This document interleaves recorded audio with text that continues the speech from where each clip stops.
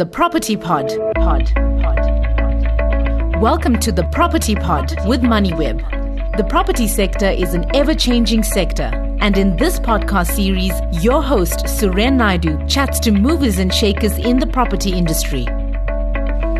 Hello and welcome to the Property Pod, South Africa's premier property investor podcast. My name is Suren Naidu, and on this weekly Moneyweb show, we gain insider insights from leading executives, analysts, developers and entrepreneurs in the country's dynamic property industry. We are coming to you from the South African Property Owners Convention at Sun City, where the who's who of the country's commercial property sector are gathering for Sapoa's flagship annual event.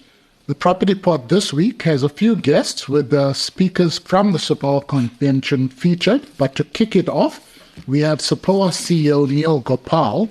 Welcome to the Property Pod, Neil. We haven't spoken for quite a while. Thank you, Suren. Thank you for the opportunity. How's the Sapoa Convention this year? There seemed to be a palpable optimism of sorts around SA, the GNU, lower interest rates coming. That seemed to be the sentiment on the first day. Comment on that and property participation in the conference.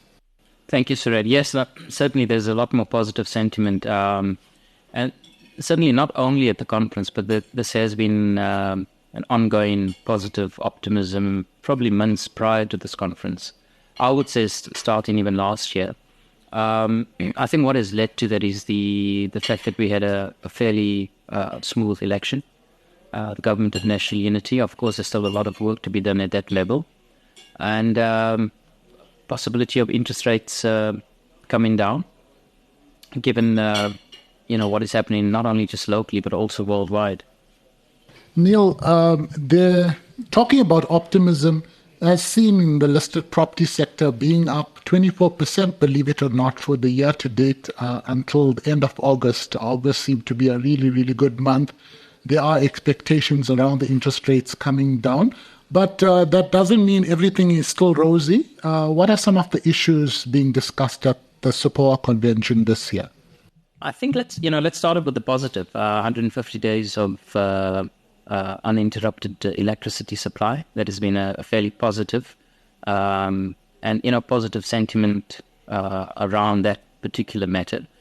Some of the negatives, I think the concern does still lie with the municipalities and the dysfunctionality and financial status of many of the municipalities, particularly taking into consideration that most of our members' portfolios are within a local authority's jurisdiction.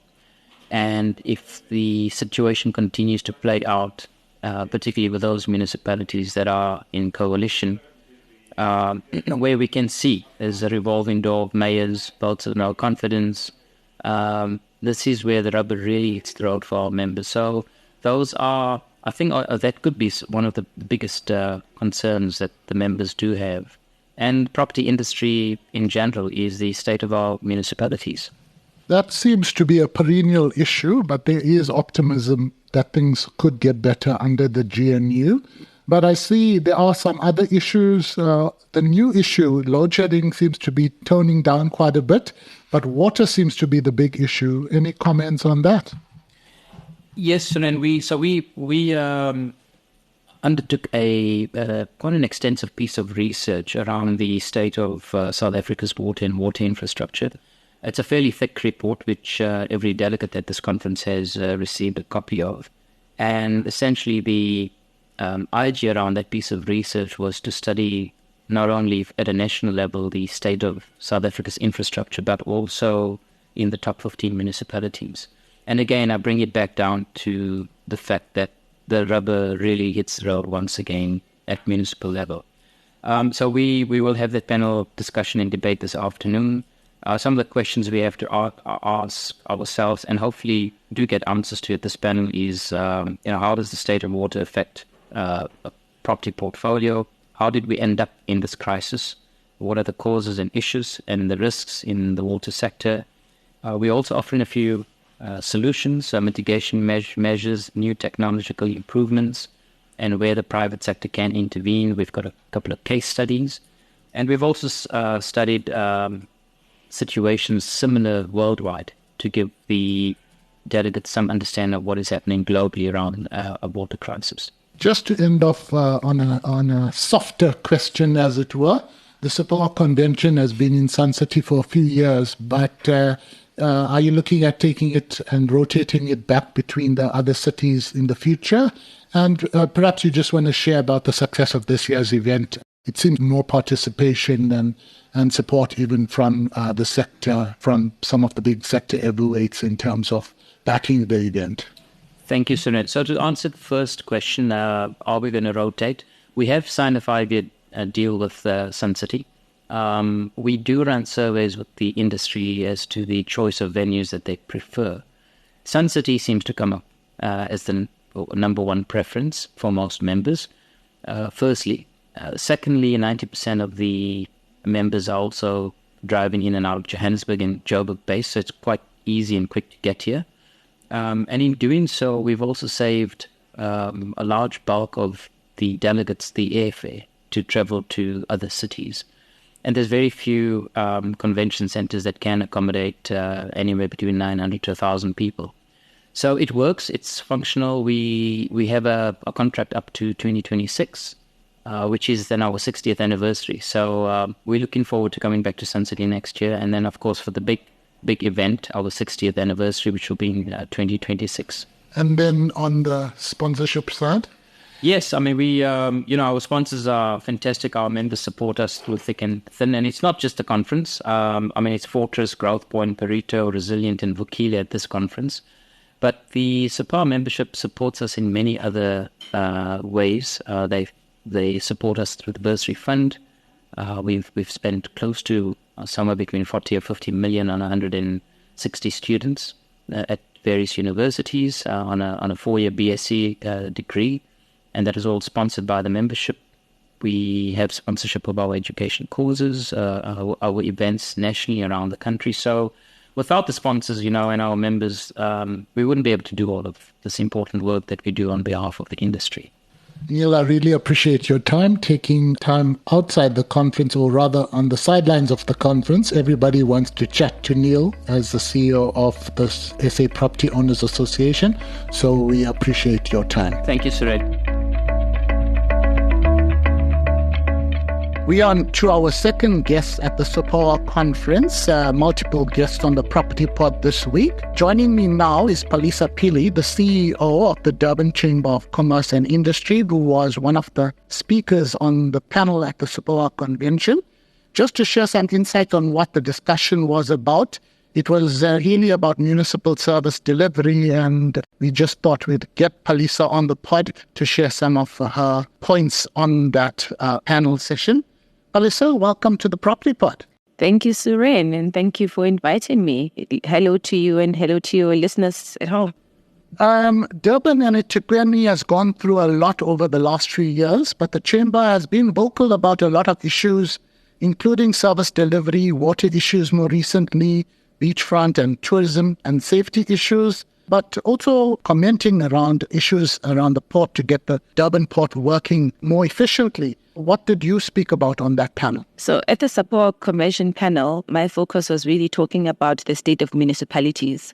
And the special focus, as I think you saw, is there was somebody from Cape Town, and then we also had the mayor of Tshwane talking about Tshwane, and then I was talking about the state of eThekwini municipality in terms of how we view it as the business community.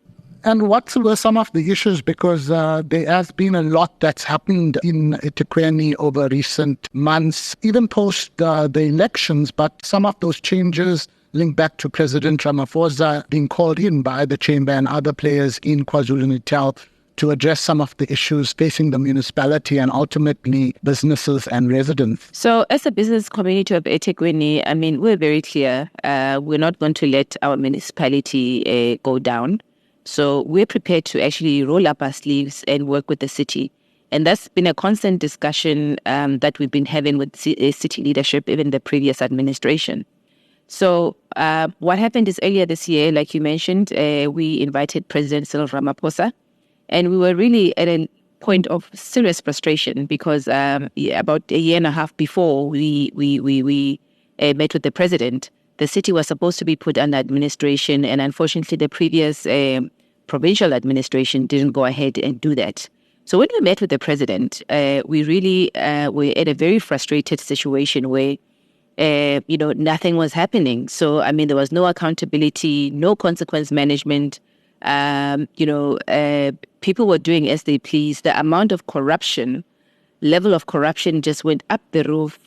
Coming back to the property development side, I mean, there are very unfriendly policies that they have introduced that has really chasing away our possible investors into the city, such as the vacant land rates issue, which we had been talking with the city for the last 2 years, and nothing has been done about it. But in addition to that, of course, there was 4 areas that we spoke to the president about. First one was the water, sanitation, and distribution of electricity infrastructure, where we were saying as a business community, we want to partner with government because government was clear that they don't have money. We said, we've got upfront capital. How can we have, financial models, not like the old PPP that takes 10 years, but quick financial models that will ensure that when we put our money upfront, we'll be able to get, the money in. The second issue was that of safety and security. It was just before the elections. You can imagine coming out of 2021 July, we still very much, in a state of anxiety when it comes to possible unrest coming into our province. So we were very concerned what would happen during the election time and post-election. So we needed to get the president's support to ensure that there's multiple support that he will send down to the province of KZN to ensure that our province is safe. The third one is business confidence. Business confidence talks to the issue of corruption. It talks to the issue of the fact that, we've been having, like I mentioned, that we've been having multiple discussions prior to meeting with the president with the administrative leadership, who unfortunately the response is always in a defensive mode where they don't acknowledge the problem, which is actually the beginning of the whole issue. If you don't acknowledge the problem, that, your stakeholders, especially business, are saying, this is a problem we have and this is why we can't invest.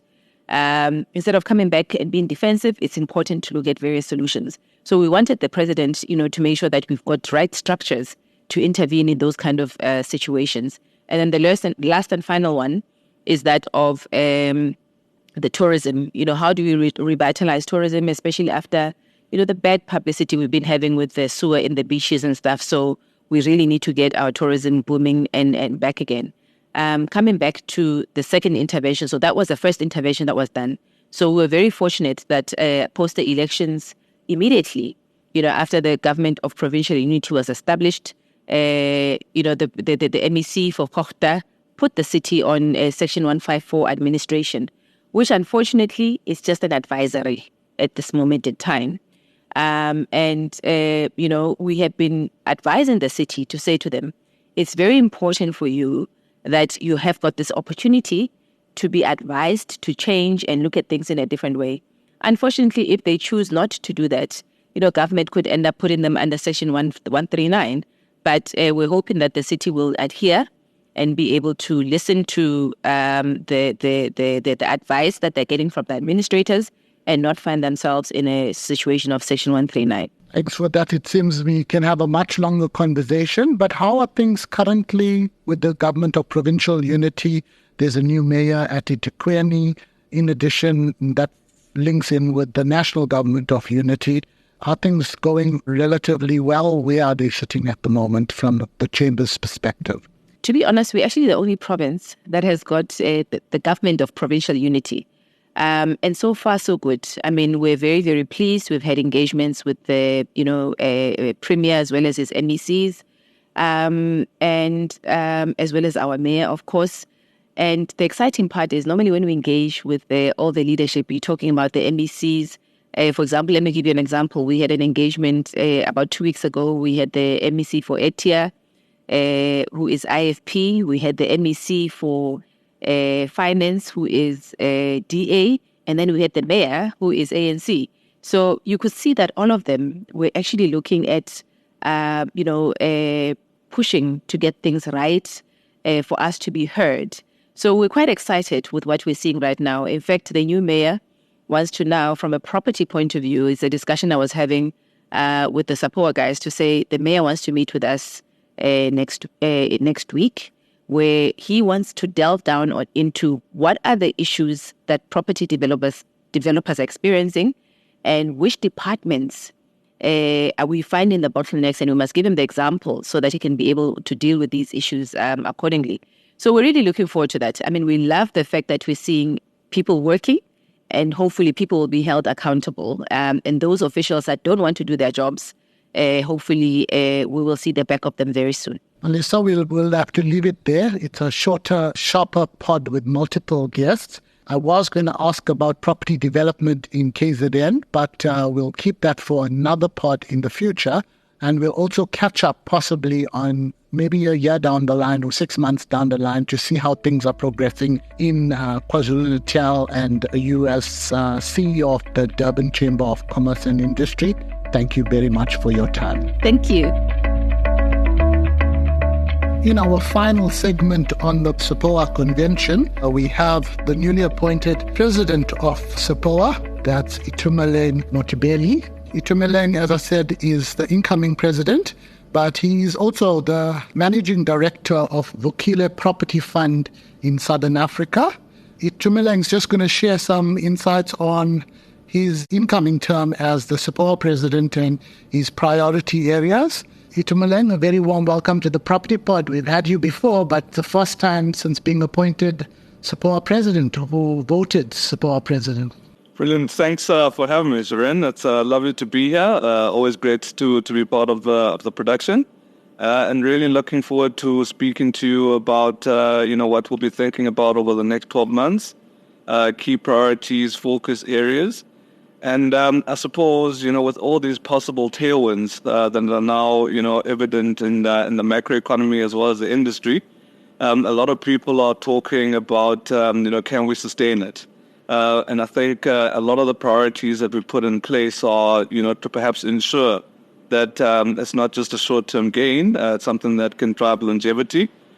Issues around making sure that we make a dent in the employment space. So we're doing quite a lot in terms of education and mentorship, and I'll take you through some of the ideas that we're doing there.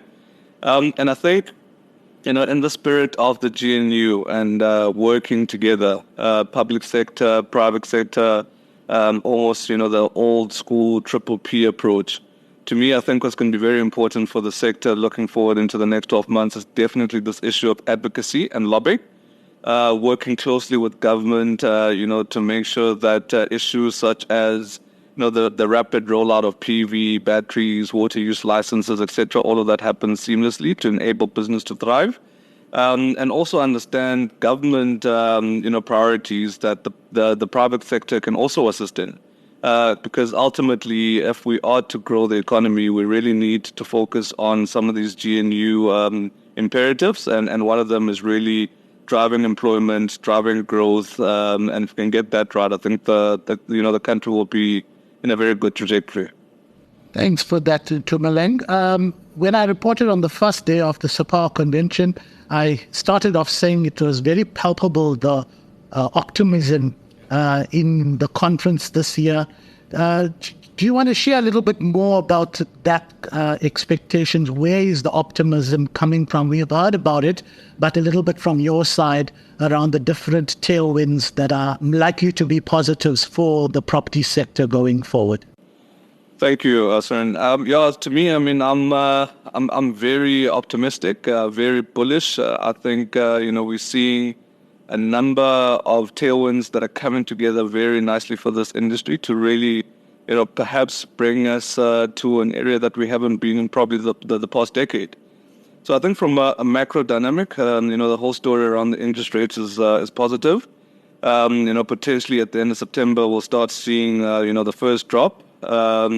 Inflation is seemingly under control. The latest print is at a comfortable 4.6, which is the best that we've had in 3 years. So, I think that's also positive from a macro perspective. And in a lot of the discussions that we've had at this conference, a lot of the consensus around GDP growth has now moved from the 0 to the 1%, and now moved up to 2 to 3%, which is the area that we need to start seeing, real job absorption in the country.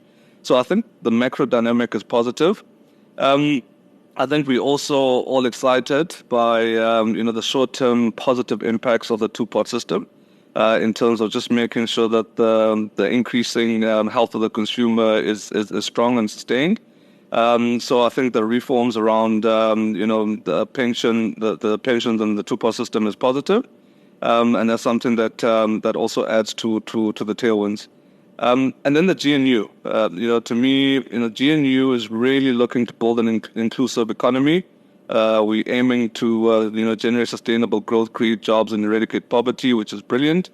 And in terms of what we're seeing from, coming through from what's happened in the GNU, positive signs around SOEs, which is encouraging over 150 days of no load shedding. And in fact, Dan Maragano was just saying that a very competent CEO was saying that he's looking forward to a good summer.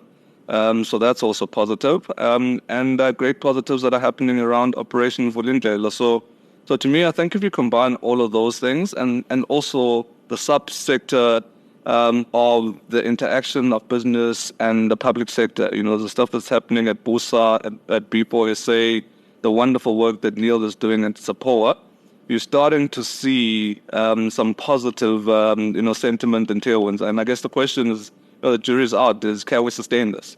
My sense is, we have to sustain it. It's not something that, as the private sector, we now need to sit and say, look, government, you need to deliver on it. We need to meet government halfway. We need to work jointly together because, all of these priorities filter through to benefits for our shareholders, our stakeholders, our communities, which then ultimately benefits the entire country. So really, really optimistic and upbeat around where we are as a country at the moment. Finally, off that optimism, a little bit of a cheeky comment. There was questions around cranes in skylines across South Africa. The president and the new infrastructure minister are also talking about seeing cranes all over South Africa. Just a final comment on that. When can we see a lot more cranes in South Africa's major cities and possibly in rural areas as well, considering Vukile being an investor in rural property?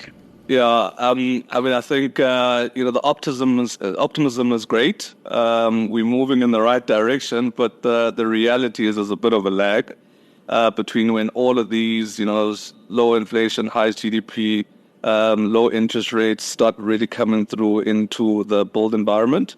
I expect, particularly in the space that we operate in, I don't necessarily see that there'll be widespread, new mall developments. I do, however, from a return perspective, see, coming out of the high building cost environment, the yields starting to tighten to make sense that developments can happen, particularly in rural areas. So I think, those smaller 12,000 square shopping centers in areas where you service in the communities that don't need to take the big taxi fare, paying 50 Rand, which is in line with their basket spend to get to a mall. I see, a lot of those developments happening. And I think in the township space, I think there's some pods of potential growth in that area. And I think you'll probably see some cranes happening there. Not very bullish around offices anywhere in the country at the moment. I think we've still got a bit of an oversupply. But I definitely think you'll probably find the industrial sector also, a bit vibrant. So all in all, I think, from where we're sitting at this point in time, really, like I said, probably the best tailwinds we've seen in about a decade.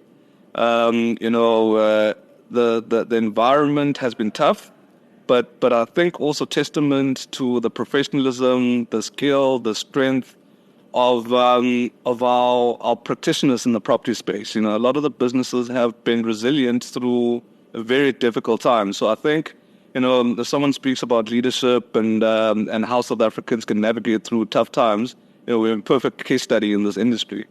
But I think now it's time for us to have a bit of a break, to start seeing some growth, some tailwinds, and the sector really starting to fly. It's a big employer. It's a big contributor to our GDP. Success in the sector will be good for, broader social dynamics. And I think if we can get that right, we've always known that we've got a huge kind of demographic dividend in South Africa. I think now we can start bringing that into the fore and really benefiting it in terms of overall GDP growth. Itumeleng, fantastic there. He's one of the youngest real estate managing directors in the real estate space. Thank you so much for your time and all the best for your term. That was Itumeleng Motibeli, the new Sapoa president. Thanks for listening to the Moneyweb Property Pod with Suren Naidu. To listen to more episodes, go to moneyweb.co.za or the Moneyweb app and follow Moneyweb News for daily updates. Follow Suren on Twitter @Suren Naidu for more of his property industry content and other business stories. The Property Pod.